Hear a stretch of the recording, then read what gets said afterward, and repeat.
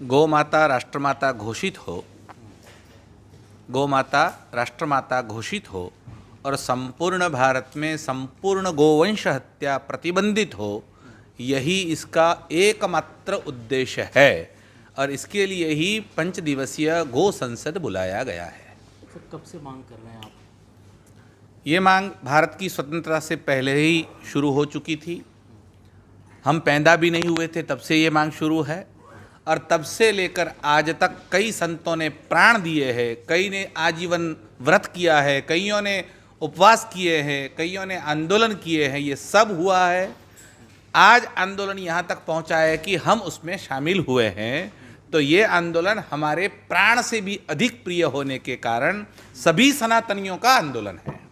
क्या कारण मान रहे हैं जो इस पर अब तक कोई कानून नहीं बना या इसको घोषित नहीं किया गया? केवल राजनीति को छोड़कर कोई कारण नहीं है। सभी राजनीतिज्ञ पार्टियां अगर वो चाहती तो ये कानून एक दिन में बन सकता है, लेकिन पूर्व में 50 साल कांग्रेस ने शासन किया, 15 साल भारतीय जनता पार्टी ने शासन किया, 5-7 साल और लोगों का शासन रहा, लेकिन कोई नहीं चाहता कि ये कानून बने। अगर वो चाहते तो कानून बन सकता था और आज के जो शासक है वो चाहे तो आज भी बन सकता है। हमारा आंदोलन कांग्रेस के समय में भी हुआ है और हमारा आंदोलन भाजपा के समय में भी हुआ है। इसलिए हमें किसी पार्टी से न प्रेम है न उनसे धिक्कार है। हमारी बात तो बैलेंस की है कि जो गाय का काम करेगा वो हमारा है। अभी जिस तरीके से हम देखते हैं विशेष समुदाय को लेकर के मॉब लिंचिंग की खबरें आती हैं सामने, अगर कोई गोवंश को लेकर जा रहा है या अपनी गाय को लेकर के जा रहा है, इस अगर कानून बन जाता तो इस तरीके की वारदातों पर क्या रोक लगेगी? अगर गाय को राष्ट्रमाता घोषित कर दिया जाता है तो किसी प्रकार की कोई हत्या होने की प्रश्न रहेगा ही नहीं, क्योंकि वो राष्ट्रीय दर्जा मिलने के बाद वो राष्ट्र की बात हो जाती है। अगर गाय का कोई अपमान भी करता है, कोई जूता भी फेंकता है तो वो राष्ट्र का अपमान माना जाएगा। राष्ट्रध्वज को कोई नीचे कर देता है तो वो राष्ट्र का अपमान है। तो अगर गौ राष्ट्रमाता बन जाती है तो फिर गाय को कोई जूता भी मारता है तो वो अपमान है। तो फिर तो गाय को इधर से उधर ले जाना हो तो ससम्मान ले जाना पड़ेगा। एक ट्रक में 8 से ज़्यादा गाय नवमी नहीं आप भर सकेंगे। तो ये बात अगर स्थापित हो जाती है फिर मॉब लिंचिंग की या कोई बात रहेगी ही नहीं। और ऐसा नहीं है कि विधर्मी कर रहे हैं, हमारे लोग हो या बाहर के लोग हो, जो जिनको आर्थिक आवश्यकता के आधार पर जिनको पैसे की आवश्यकता होती है वो धर्म को भूल जाते हैं, और जो लोग धर्म को भूल जाते हैं वो कुछ भी कर सकते हैं। तो वो सभी लोग कर रहे हैं और इसमें राजनीतिक पार्टियां पीछे से उनको सहयोग करती है। और ऐसा भी है एक मिनट सर, एक चीज़ और देखी जाती है, जब गाय माता है या जब वो दूध देने काबिल नहीं होती या पशु है उसको कोई तकलीफ हो जाती है तो उसको आवारा छोड़ दिया जाता है, उसको बेसहारा, वो कूड़े के खत्तों पर कूड़ा खाती हुई नजर आती है। उसके लिए क्या सोच रहे हैं आप या आपका जो कल आपने कहा था ये इनका प्रश्न है, आप इनसे पूछिए तो अच्छा, इनका अभ्यास है इनका। आप भी बता दीजिए। इसी पर वो वर्क कर रहे हैं। मैं बता दूँ, आप भी बता दीजिए सर इसमें। हाँ, तो जहाँ भी हमारा ये एक प्रोजेक्ट है, इसके साथ साथ कि हम लोग गौशालाओं का निर्माण भी कर रहे हैं, तो प्रत्येक जिले में हमारा गौशाला बन रहा है। हम लोगों ने उसका प्रारंभ भी कर दिया है और कई जगहों पर, मैं आपको गुजरात की बात बताऊं, गुजरात में 4.5 लाख गायें 400 से अधिक गौशालाओं में हैं। कई गौशालाएं ऐसी है जिसमें 10-10 हज़ार गायें हैं, कई गौशालाओं में 10 गायें भी हैं, लेकिन गुजरात में 4.5 लाख गायें आज भी गौशाला में हैं। कोई भी अगर छोड़ देता है और कोई कहता है तो हमारी गाड़ी जाती है, उनको लेकर आती है और लोग रखते हैं। तो गौसेवा हमारे सबके रक्त में है, तो हिंदुओं में ये बात आएगी ही नहीं। हाँ, ऐसा हुआ है, लेकिन उसके पीछे पॉलिटिकल लोग ये करवा रहे हैं क्योंकि उनको गो हत्या प्रस्थापित करवाना है कि गो हत्या होनी चाहिए, इसलिए वो छोड़कर ये साबित करना चाहते हैं। कई सर मुस्लिम संगठन भी हैं जो गौ रक्षा के लिए काम कर रहे हैं, क्या वो संगठन भी आपके साथ हैं, संपर्क में हैं? संपर्क में कोई नहीं है, लेकिन बहुत सारे इंडिविजुअल मुसलमान लोगों ने भी हमसे ये बात कही है कि हम आपकी बात में समर्थन में हैं और ज़रूरत पड़ी तो हम मंच पर आकर भी ये बात बोलने के लिए तैयार हैं।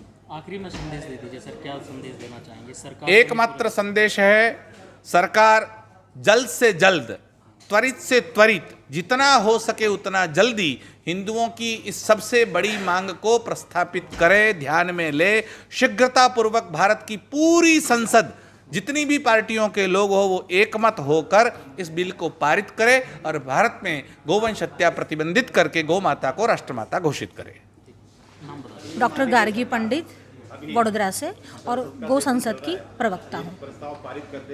कार्यक्रम तो जो आपने किया ये संसद, क्या मकसद है इसका? क्या कहना चाहेंगे? जैसा हमने बार बार एक बात कही है, अभियान का नाम ही है गौ माता राष्ट्रमाता प्रतिष्ठा अभियान, यानी गौ माता को राष्ट्रमाता घोषित करना और केंद्रीय कानून बनाना कि गौ माता राष्ट्रमाता है, इसलिए गो हत्या पर भी बंदी आए और गो का सम्मान भी जो है वो बरकरार रहे, यानी दोनों बातें, हत्या भी बंद हो और सम्मान भी हो, इसीलिए उसकी प्रतिष्ठा शब्द का हमने प्रयोग किया है। तो यही एकमात्र उद्देश्य है। मुस्लिम समाज में जाकर के या दूसरे धर्मों में जाकर के कैसे जागरूक कर रहे हैं? देखिए, हम आपको एक जो सूफी संत है उसी का एक कोटेशन आपको बताते हैं। ये जो गोश्त है वह मर्ज है, वो ये कहता है कि जो गोश्त है वह मर्ज है और गाय का दूध जो है वह सफ़ा है। सफ़ा यानी औषधि है। तो गाय का जो मांस है वही रोग का कारण है और गाय का दूध और घी औषधि है। यह सूफी संत का ही वचन है, यानी वो लोग भी, यानी जिसको हम इस्लाम धर्म कहते हैं, वो लोग भी गाय को आदरणीय तो मानते ही है। अब कोई उसका क्या उपेक्षा करता है या हत्या करता है, वो समस्त धर्म या संप्रदाय पर लागू नहीं होता है। बात यह है इस्लाम धर्म की, तो इस्लाम धर्म क्रिश्चियनिटी की, तो क्रिश्चियनिटी में ये बात आई है कि the beef makes one slow witted, यानी आपकी बुद्धि का हनन कर देता है। क्या? बीफ यानी गोमांस। ये क्रिश्चियनिटी में भी बात आई है। पारसियों में ये बात आई है कि गेउश उर्वा, गाय ही पृथ्वी का स्वरूप है, ये पारसी लोग कहते हैं। तो मतलब पारसी ले लो, क्रिश्चियन यानी ईसाई ले लो या मुसलमान ले लो, ये सभी अगर गौ को आदरणीय मानते हैं, और हम तो गोभक्त ही है हिंदू धर्मी तो, और हमारी जो 7 पृथ्वी को धारण करने वाले तत्व है उसमें सबसे पहला ही नाम गाय का है। हमारे यहाँ अवतार भी गाय के कारण होता है। हमारे यहाँ जिन्होंने बलिदान दिया, जैसे स्वतंत्रता का आंदोलन हुआ, तो वो भी उसमें भी कारण जो रहा वह गाय रहा। तो गाय के कारण ही स्वतंत्रता का आंदोलन हुआ, गाय ही अवतार का कारण है। गाय सभी भारत के अन्य धर्म, मजहब और संप्रदाय में भी पूजनीय है। तो जब सभी लोग इसको आदर भाव से देखते हैं और बरसों से जो अभियान चल रहा है उसको राज्य स्तरीय से केंद्र स्तर में लाना कोई कठिन बात नहीं है, ये कर सकते हैं और गौ माता की राष्ट्रमाता के रूप में प्रतिष्ठा हो सकती है। अभी देखा हमने कई कानून बदले गए, कई नए कानून बनाए गए, तो क्या वजह रही जब लंबे समय से मांग है सरकार नहीं बना रही इसको? देखिए, बनाना चाहती तो बनाना, अगर दबाव नहीं बनाया ऐसी बात तो है नहीं। 1966 में भी आंदोलन हुए हैं, उसके पूर्व भी आंदोलन हुए हैं। अब नहीं बनाना चाहती वो तो वो जाने कि क्यों बनाना नहीं चाहती, पर राजनीतिक मामला है तो वो करना नहीं चाहती। या फिर आप पूछ रहे हैं दबाव बनाने की ज़रूरत ही क्या है, यह तो बहुसंख्यक की आस्था का प्रश्न है, धर्म का केंद्र बिंदु है और अन्य संप्रदायों के भी आदर का केंद्र है, तो वो नहीं बनाना चाहती, बाकी बना सकती है। क्या कारण मान रही है? जिस तरीके से जब बीफ एक्सपोर्ट की बात करी जाती है तो जितनी भी बड़ी कंपनियां हैं जो एक्सपोर्ट करती हैं, वो सभी जो उसके मालिक हैं वो सब गैर मुस्लिम हैं, हिंदू धर्म से हैं। क्या ये कारण मानती है? क्या ना, बिल्कुल नहीं। जब कोई एक कंपनी बनती है उसमें कोई एक ही आदमी सर्वे सर्वा नहीं होता, सभी धर्म के लोग कहीं ना कहीं, जब आप ग्लोबल वर्ल्ड पर आप लोग पूरा ग्लोबल प्लेटफॉर्म है तो एक ही संप्रदाय या मजहब के लोग नहीं होते, सभी प्रकार के लोग वहाँ कहीं ना कहीं किसी न किसी रूप से उसमें सम्मिलित होते ही है। तो यही कारण है, ऐसा नहीं है। या कोई ये कारण हो भी सकता है, अगर कोई विशेष मजहबी बात को लेकर, जुनून को लेकर चलना चाहे वो बात अलग है, पर हमारी दृष्टि में ये कारण नहीं है, क्योंकि कहीं ना कहीं सभी लोग इसमें इन्वॉल्व तो है ही। जो आपने मसौदा तैयार किया है संसद के लिए, क्या उसमें इन चीज़ों का जिक्र किया है जो बीफ एक्सपोर्ट होता है, बिल्कुल बिल्कुल उन पे रोक लगेगी? वो सारी बातें जो गोवंश की सुरक्षा से संबंधित है, वो सारी बातों का हमने आकलन किया है। और मसौदा क्या है वो आपको बिल्कुल जब संसद शुरू होगी तो आपको पहुंचाया जाएगा और आपको ही जन जन तक पहुंचाना है। सरकार के लिए कोई संदेश?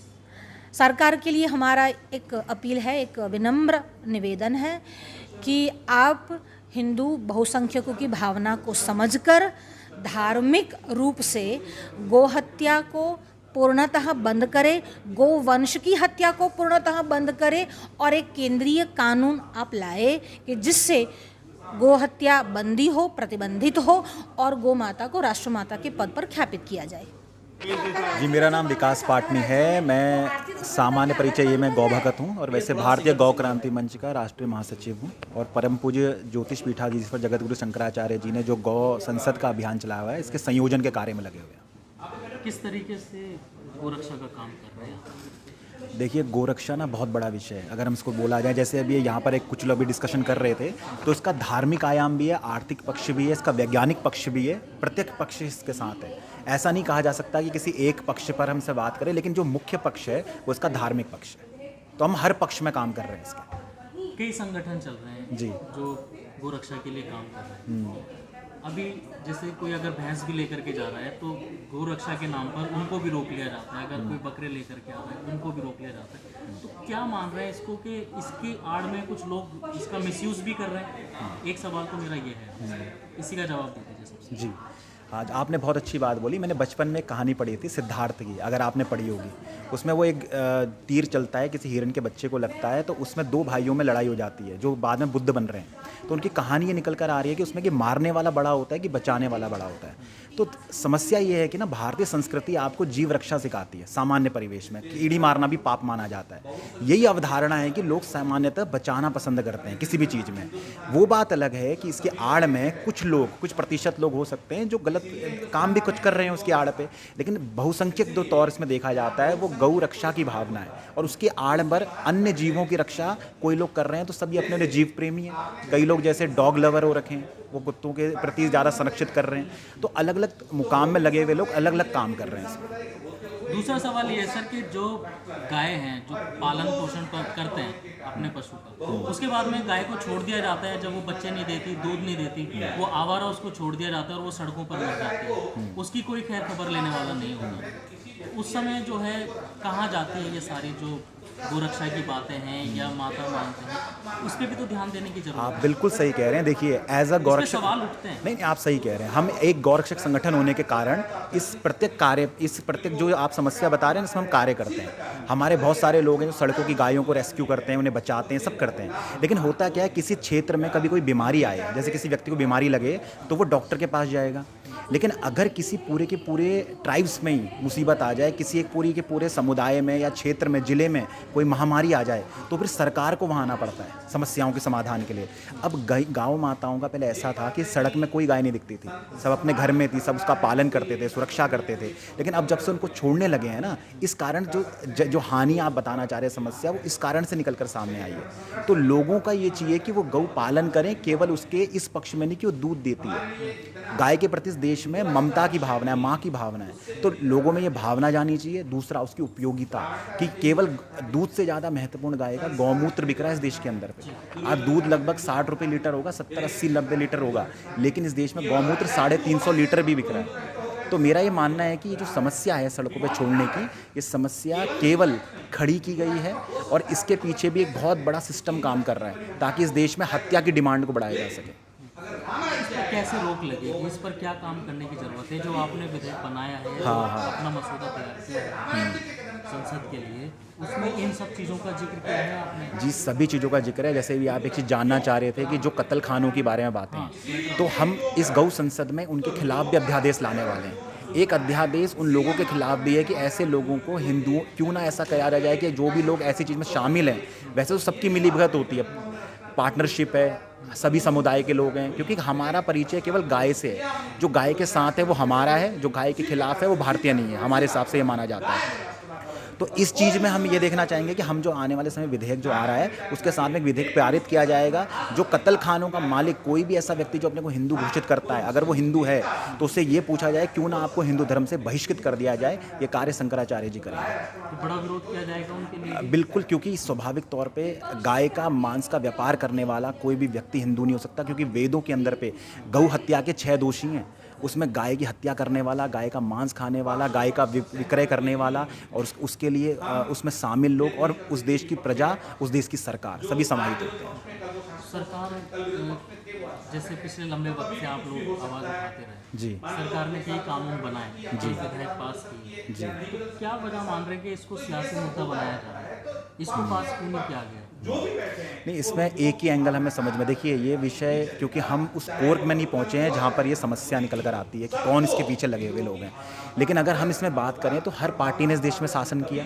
इस देश में वो पार्टियां भी आई जिनको मुस्लिम तुष्टीकरण के नाम पे जाना गया। इस देश में आज वो पार्टी भी है जिनको हिंदुओं के आधार पर जाना जाता है। लेकिन दोनों ही पार्टियां या दोनों ही पार्टी के लोग इस काम को करने में इतना विलंब क्यों कर रहे हैं और क्यों इसको करना नहीं चाह रहे? तो कहीं ना कहीं इसमें केवल राजनीति है। सभी पार्टियां आपस में मिली हुई हैं। ये केवल राजनेताओं की खड़ी हुई एक मुसीबत है।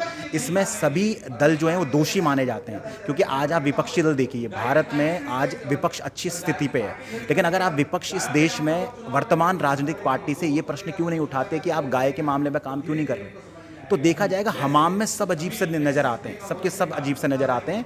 तो हमें ये लगता है कि इसमें सभी लोगों के जो राजनीतिक हित हैं और इसमें कुछ पीछे इनका अपने स्वार्थ से हित हैं जिसके कारण ये काम चलता जा रहा है। मुस्लिम समाज के लोग भी जो है लंबे वक्त से इस पे मांग करते रहे कि कानून बना दिया जाए जिससे जो इस तरीके की वारदात हैं आपस में नफरत है, जी जी जी, दो विशेष समुदायों में जब नफरत फैलती है, मॉब लिंचिंग जैसी वारदातें सामने आती हैं, तो वो भी कहते हैं कि इस पर कानून क्यों नहीं बनाती सरकार? बिल्कुल। तो अगर बनता है तो इससे क्या फर्क पड़ेगा इन चीज़ों पर? इससे सांप्रदायिक जो हिंसा कही जाती है ना वो सौहार्द बन जाएगा। भारत की आप हिस्ट्री में जाएंगे, मैं आपकी सूचना डालना चाहता हूँ, 1893 में पहला दंगा हुआ भारत में, 1893 में, और वो दंगा का कारण कुछ नहीं था, केवल गाय थी, केवल गाय। और अंग्रेजों ने जो बांटो राजनीति करो की जो उनकी डिवाइड एंड रूल की पॉलिसी थी, उसके केंद्र में भी गाय को ही रखा था। वो वहाँ क्या करते थे, वो मंदिरों में जाते थे, वहाँ पर गाय काट के फेंकते थे, वो मस्जिदों में जाते थे, वहाँ सूअर काट के फेंकते थे। उन्होंने दोनों को लड़ाया आपस में। तो गाय का मुद्दा बहुत समय से चलता जा रहा है और आज भी जैसे अंग्रेजों ने राजनीति करी, वही राजनीति इस देश के जो हमारे सभी दल मिले हुए हैं उसी राजनीति को आज भी कर रहे हैं। तो अगर ये ख़त्म हो गया तो ये हिंसा ही खत्म हो जाएगी, समस्या खत्म हो जाएगी, क्योंकि सभी चाहते हैं कि गाय का उत्कर्ष हो। क्योंकि कोई व्यक्ति जिसमें झगड़े हों, आप कोई मान लीजिए दो भाइयों में लड़ाई हो जाती है तो निराकरण निकाला जाता है ना, तो बीच का रास्ता तो यही है, समाधान हो जाए इसका। जी, और कुछ संदेश देना चाहेंगे? संदेश यही है कि सभी भारतीयों को ये समझना चाहिए, जैसे मान लीजिए अभी पाकिस्तान बना है, पाकिस्तान 1947 के बाद बना, तो या 47 में ही बना, तो कहने का मतलब ये है कि सभी भारतीयों का जो मुख्य आधार है वो गाय पर कहीं ना कहीं केंद्रित है। हर किसी के धार्मिक जो किताबें हैं वो गौ रक्षा का संदेश देती हैं, गाय की हत्या को बढ़ावा नहीं देती अपने आप में। और कभी भी इस चीज़ को हम कॉम्युनल क्यों बनाए रहे हैं इस देश के अंदर पे, तो हमें प्रयास करना चाहिए कि सभी मत पंथ के लोग, सभी समुदाय के लोग एक होएं और भारत की जो इतनी बड़ी हमारी गौ माता है जिसका दूध हर का बच्चा पीता है, वो हिंदू मुसलमान देखकर दूध नहीं पिलाती गाय, और वो सबका पालन करती है और उसके बराबर दूध भैंस का भी नहीं माना जाता। तो सब जो गाय का दूध पी रहे हैं कहीं ना कहीं ऋणी है उसके दूध के, तो सब मिलकर उसका बछड़ा बने और उसकी रक्षा की बात उठाएं। इस्लाम में भी जो है कुरान के अंदर जिक्र है, क्या बताना चाहिए? हाँ, नहीं, सीधी तौर पर जो कुरान के अंदर भी ये बात को रेखांकित किया गया है कि जो गाय का दूध है ना वो शिफा है, अमृत के तुल्य है, और गाय का मांस जो है वो बीमारियों को देता रहता है। तो जब कुरान को मानने वाले लोग इस देश में हैं, जो इतने बड़े मजहब को मानने वाले लोग हैं, जब वो कुरान की इस आयत को पढ़ते हैं तो सहजता से हमें लगता है कि वो गौ का मांस नहीं खा सकते। और सबसे बड़ी जो इसका वो है दूसरे नंबर का अध्याय है कुरान का, वो तो पूरा गाय के ऊपर है। तो उसका नाम जो सूरह बकरा जो भी है अध्याय दूसरे नंबर का जो हमने देखा, तो गाय के नाम का सबसे बड़ा अध्याय है। तो यही बात अपने आप में रेखांकित करता है। और दूसरा आप देखेंगे हर जो मजहब होता है उसकी एक संस्कृति होती है। अरब में गाय नहीं होती, तो अरब के जो कानून बने हैं, वहाँ के नियम बने हैं, वो गाय के रख के कभी नहीं बनाए गए वहाँ पे, ना वहाँ पर कुर्बानी की इसकी कोई प्रथा को जोड़ा गया है। इसलिए केवल राजनीति से निकला हुआ एक बीज है जो अंग्रेजों ने इस देश में थोपा। हिंदू मुसलमानों ने उस समय भी लड़ाया था, और ये राजनीति जो उन्हीं की आत्माएं जिन नेताओं के अंदर घुस जाती है वो उसमें आज भी लड़ाते रहते हैं।